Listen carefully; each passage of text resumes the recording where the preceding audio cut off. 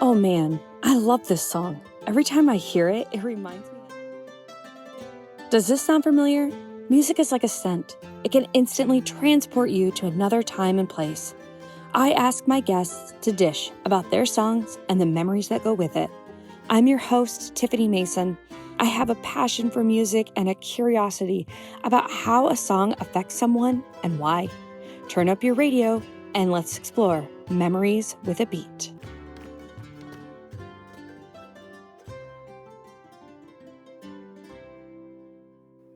Hello, Podcast Land. Thank you for joining me for another episode of Memories with a Beat. I know that you guys saw the song title. So when you were scrolling through the episode options, you probably stopped on this one because you knew that it was about Brantley Gilbert and so you wanted to see what we were talking about. Well, I have my friend Alex Flores here today, and we're going to be talking about Play Me That Song. So, Alex, thank you so much for joining me today. Hey, thank you for having me. I took some time before the interview just to look up some more stuff about Brantley Gilbert. From my, research, he actually started singing in 2005. Now, this song is from 2009. How old were you in 2009? 19.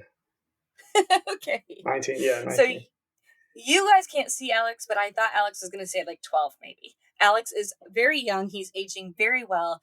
So good for him. So yeah, Brantley Gilbert, or this song, I should say, is actually 14 years old. But you guys may know him because he also sings Bottoms Up, One Hell of an Amen, My Kind of Crazy, Small Town Throwdown.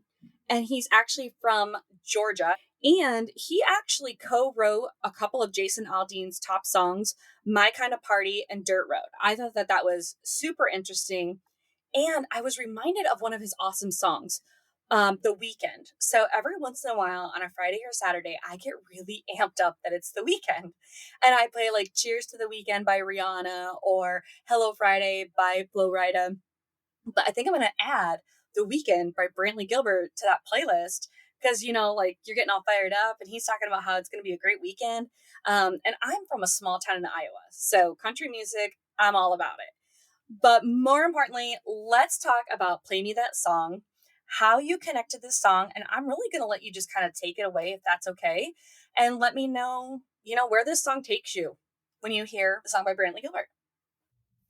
Okay, so I actually heard about Brantley Gilbert way before he blew up. Oh, okay. Yeah, so I'm from Florida and he's from Georgia. So I'm a big country fan, and I kind of just heard, I think it was like a demo. His first album is very broken down. If you listen to Play Me That Song, I think that was a demo. I don't think it was, it's not professionally produced. You can hear some distortion in there. I think he just put a mic and he played it. It's just him and his guitar. Again, I'm from a small country town, so what more do you want? Just somebody singing and just playing guitar, Yeah, down to bare bones. Yeah. Yeah. So I was 19 at that time. So out of high school, I was an aspiring songwriter. I think that's what caught my attention of it so much, because I was writing at that time. I mean, if you listen to the song, if you read the lyrics, he's obviously singing to a girl about, trying to tell her that he likes her through a song, not really like saying to her directly. Yeah. So Country Boy, I feel like it's a classic song. Everybody goes through that, Yeah. Have you heard the song? Well, I'm sure you have if you're a country guy. She was like, "Come here, boy, I wanna dance." And she's saying like she hears the song on the radio and she wants him to play it again.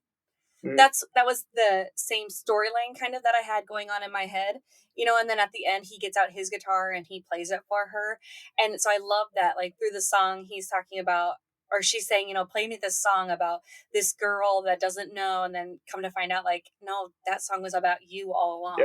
Yep. Same thing. Yep. That's how it was. Yeah. Yes. Same thing. So I want to know, did you have a girl in mind? And I know you're married now, so we can keep it on the DL. No names need to be included. But did you have a lady companion in mind when you first fell in love with this song? Yeah, absolutely. I think it was like side by side. I mean, everything what I was going through was exactly, like I said, I was an aspiring songwriter. I was writing at the time. I was a ghostwriter. I don't think any of my songs got picked up. Too bad. But yeah, no, this was like in parallel with the song and everything. What he talks about. I was writing, and I was really good friends with this girl, and she would always want to read my lyrics. She always wanted to read them. She was asking every day to read them, and she was just always in a relationship, or I was in a relationship too. We just never, you know what I mean? It just never like lined up perfectly for us. And I feel like she might have, we never talked about it. I feel like she might have known. Oh. I don't know. Well, you never let the cat out of the bag. No. No. Yeah, no, not directly. No. Mm-mm. Oh no. It's making me think too of that Toby Keith song, "Singing in Your Radio." How do you like me now? Yeah. Do you still songwrite, Alex, or write songs? No. I early on in my career, I did a little bit of producing, and I was still writing, but no, I've kind of dove deep into it. I fell in love with just the mixing side of it, and I think there was way better producers and songwriters than me. Kind of just know your lane, know what you're good at, and I feel like mixing was just the direction I needed to go into, so I've kind of stuck to that. Yeah. So she had an interest in your lyrics all the time. Does your wife now have an interest in the audio mixing that you're doing? I don't think she has an interest in it, but it's very much a part of my life. I guess like I'm really picky. So like when we go to the movie theater, we have to sit in a very specific row in these very specific seats, or I can't enjoy the movie. If we go to a restaurant, I'll walk around the restaurant and find the spot where the speakers aren't going to annoy me because they're not wired correctly or something. And I bring all this up to her, and it annoys her because now she hears it. We've gone to some amazing concerts with these art, but the sound engineer was just terrible. And then there's other times where the guy is incredible. Like, wow, look what he can do with the sound, how he can really enhance the emotion. And she's caught on to all that. So I think she shows an appreciation for it. She really like how I approach music, how I listen to it. She realized how much of an art it is for me. So it annoys her that now she can hear that kind of stuff, but I think she appreciates it. Have you guys ever seen Brantley Gilbert in concert? No. I have not. She's not a big country fan. Okay. Yeah. She's born and raised here in Jacksonville, and I'm from a small country town, so she's not. Yeah, I don't think country's her. Not her go-to. Yeah. Okay, first of all, how did you come across the demo of this song? And thank you for telling me it's a demo, because I was like, oh, I must have pulled up like the acoustic version or something. So that makes a lot of sense now, hearing that it's the demo version. But how did you come across that? So I'm still not big into mainstream music. Okay. I feel like it's very repetitive. I'm not going to say it's not creative, because there are a lot of there's, every once in a while you'll have somebody who's like do something really different, but I'm always I'll go into SoundCloud, or I'll always try to find an undiscovered artist. I think that's what it is, either through YouTube or SoundCloud, where I found it whenever the album came out. I was like, oh, they used the demo, and which makes sense because the emotion is there. You can hear it in his voice. Yeah. I know now that I'm in this music industry, like when there's even Adele, they've used her demo vocal takes because the emotion was there. The take felt really good, and they couldn't replicate it recording into a big studio with a high quality microphone and high quality preamp. And they were just like, no, this just doesn't feel right. The demo feels better. Let's use her vocal from that and build around that. And I think it was the same. They heard this and it was like, man, this just feels very raw and real. We can't not use this. Now, I'm curious for my audience and really for myself, a demo, is it someone has given them the song and they're kind of playing through it? Is it something that they're asking their record label if they can produce? How or why does somebody create the demo? Oh, it's very different. It's always a different situation. I think in this case, I don't think it was more so a demo. I think he just put a microphone in the room and just started recording. And then later on, as he gained more recognition, he probably wanted to add this song to the record. And whenever they heard it, they're like, "This is it. Let's just throw it on there like that." Mm-hmm. But yeah, I mean, situations for a demo are always different. You could have a bunch of songwriters in a room. who are just piecing together a song for Rascal Flatts, Toby Keith Urban, whoever they have in mind, or whoever that somebody's contacted them, like, this is a song I'm looking for. That's another way a demo can come into place. There's so many different scenarios. Sometimes it's just an artist that just playing around. They could be in a piano or acoustic, however they're comfortable songwriting, and just piecing together, and then they'll pull pieces of different sessions that they just have record on their phone or whatever. Oh, that's and cool. That's how it comes about. Yeah, there's so many different scenarios of how a demo can happen. Yeah, that's cool. I am not what you would call a graphics designer at all. But with Canva on my desktop, and I've even gotten brave enough to create on my phone, I am. I have impressed myself with the eye-catching content I have created, and I really love my podcast artwork. I love that my son and I sat on the laptop for about an hour, playing with fonts, effects, and the backgrounds to collaborate the mother-son artwork of Memories with a Beat. Click on the link in the show notes to get started creating your custom content today. On that note, on with the show.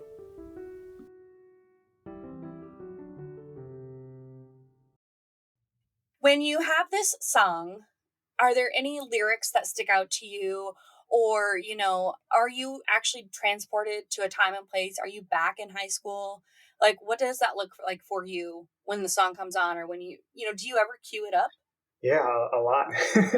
A lot. This song really does, especially when I miss home, or I'm a big fan of the show Friday Night Lights. Yes. I will watch that show once a year, all seasons, all the way through. It drives my wife crazy.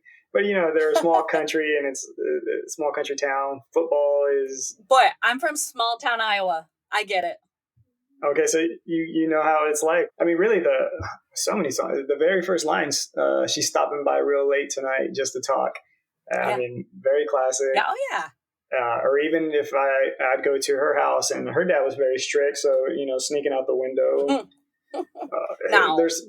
There's so much of it that, I mean, I literally can visualize just being there in that moment of how when I think my second year of college when this was happening. I would come back home very often, and she lived 10 or 15 minutes. She lived in the town north of where I was from, but it was, all these towns are so small. Like, it doesn't. Yeah, I was going to ask.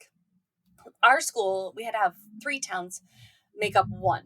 So was it the same thing for you guys, where you had multiple cities make up one school? Yes, so multiple.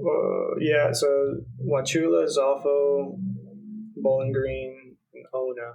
So I think it was 4 cities that made up, that all went to one high school, Hardy Senior High, but she lived in. Gotta be careful who's listening. Another town. She lived in the city, north of us, and so it was a completely different school. But how flattering that she was always so interested in the lyrics, right? Like, that had to be such an ego boost. Like, this chick that you're kind of digging on, she always wants to, like, see the lyrics and see what you're writing about, and I'm sure she would give you feedback too. Yeah, very much so. Or her translation of the song.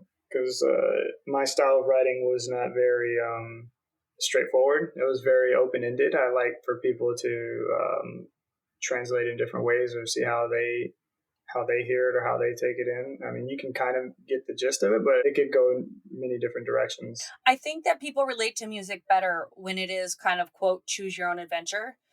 I was somewhere recently and they were talking about how long people are listening to podcasts. And they were saying that audio, they were experiencing people listening for a longer amount of time. And I said, I think that's because when we're listening to a podcast, we're making up what these people look like that are speaking to us through the podcast. We're, adding those fine details with just our imagination. So you're more intimately involved in the story or what's exactly happening. Whereas video, you see the person and it takes all that. It's very distracting, right?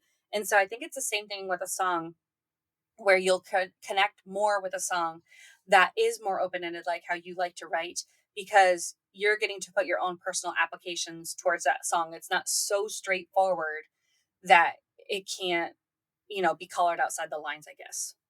Yeah. And I think also knowing that she was going to read them, I didn't want to be so straightforward as well. So I'm sure she played a big part in how I wrote. So she ruined your writing career. I don't know if she would. I would say that. I'm sure it just, my songs just never got picked up.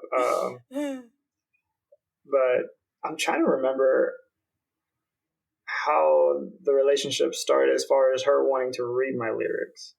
I can't remember how that started. Well, how did you guys even become friends? Because obviously she didn't go to your school, right? No. I had a band. Ooh, the plot thickens. Yeah, so it was a Tejano band, which is, do you know who Selena Quintanilla is? No. The I'm Dreaming of You. She was shot. Yes. Her. So that kind of music. Oh. It's very popular. It was originally in Texas. So it's kind of like, maybe it's like Spanish country. Yeah, I think so. I think it would be the closest thing I could probably relate it to. Anyways, her dad had a big sound rig. So he had amazing speakers, he had a soundboard, he had everything. So I'd always hire her dad to provide the sound for our band because we didn't have our own equipment. And I was young. I was 18, 19. I didn't have money to invest in that. So I would just I'd contract her dad anytime we'd play somewhere. That's how I met her. Yeah. Oh, very cool. So that makes sense. Like, right, we were always looking for somebody like our parents. So dad was into music, this cute boy was into music, and she was there for it, right? Yeah, maybe. She had a high school sweetheart that they dated all through high school. Man, I'm giving it away. She doesn't have to know. It's fine. So they broke up when I became interested in her. And then she would talk to me about this other guy. She's like, I'm interested in this other guy. And he was a football player. And then they dated and we would always hang out. And I guess he didn't appreciate that. And then they broke up because that wasn't working out. I wonder why. Because there was 3 people in the relationship. Yeah. So, but you guys never actually dated? No, I mean, this is a while ago and I have a hard time remembering things. We would hang out a lot. We would go to the movies. We would go to the park and walk around all the time, like late at night. I mean, we did a lot of stuff. So, but I never actually. You're deep in the friend zone. Yeah, that's it, right? I could be very much in the friend zone. But there was one time, and this is when I was, I think I've just gotten saved. So I was attending. Okay. I was attending a church. So I was very open with like my relationship with God. With her, we both grew up Catholic, and she was still Catholic at the time.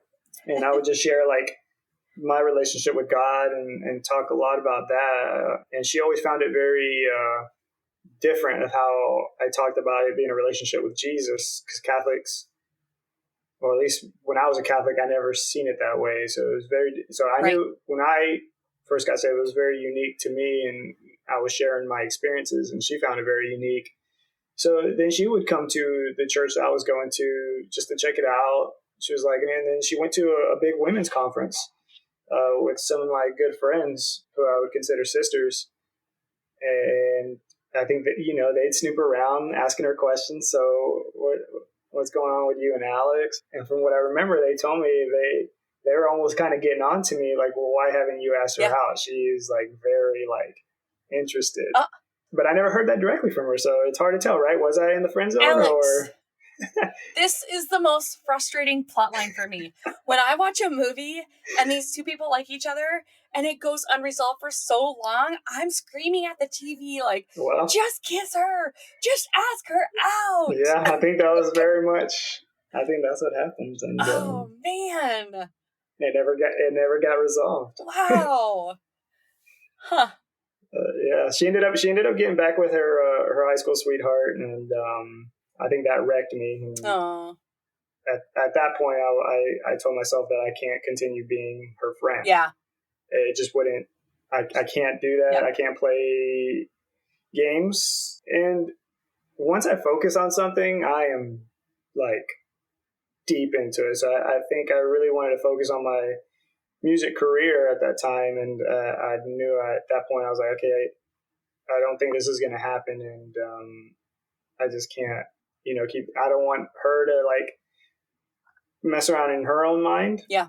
about that. I didn't want to focus on that anymore. It was terrible, but and she would always text me too.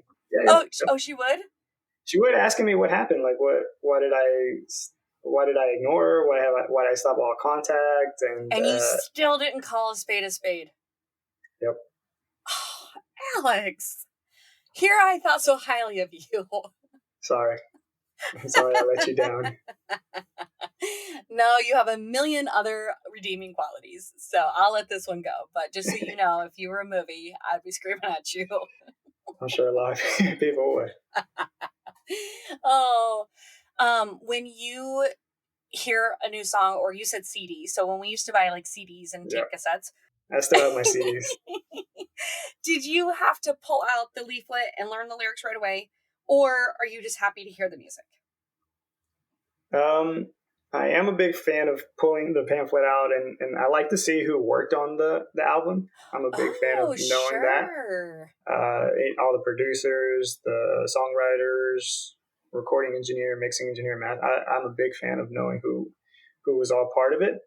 As far as the lyrics, before I do that, I like listening to the album entirely before I pull it out and just kind of take it in. It's very different these days with Spotify and Tidal, Apple Music, everything, right? Because you don't have that. I know on Tidal you can look up who worked on the album, and I think Spotify does provide lyrics as well. I don't really use Spotify. I believe I don't either. I'm too old, so I just do Apple Music.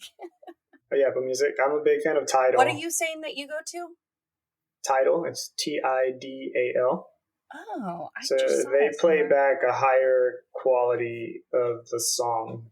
I think it's almost lossless audio. So I think what the mastering engineer turns in is what you're hearing. Whereas on Spotify, they compress it so much, it doesn't sound good to me. I feel like I lose a lot of the low end and the top end. That would make sense. You have the quote unquote trained ear, so. Yeah. Well, is there anything else that you want to add about this song, Alex?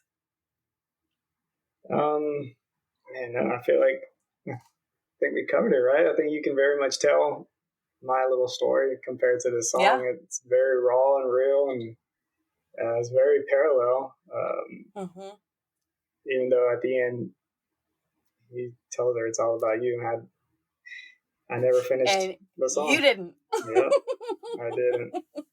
So terrible as that sounds, just emailing. Oh, yeah. But I emailed her, and I apologized that I ghosted her, and I just said, I had to, this is going to sound terrible, but I had to focus on my music career, and kind of just had to still never told her.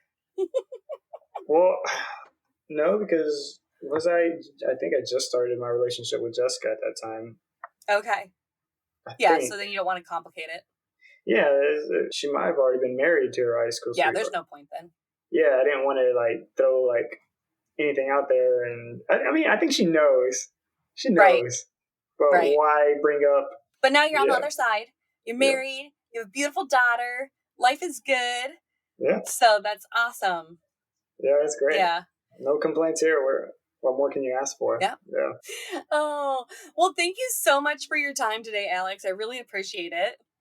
No, thank you. This was a lot of fun. Oh, I was actually really nervous about it, but I had a great time. Oh, good. Very good.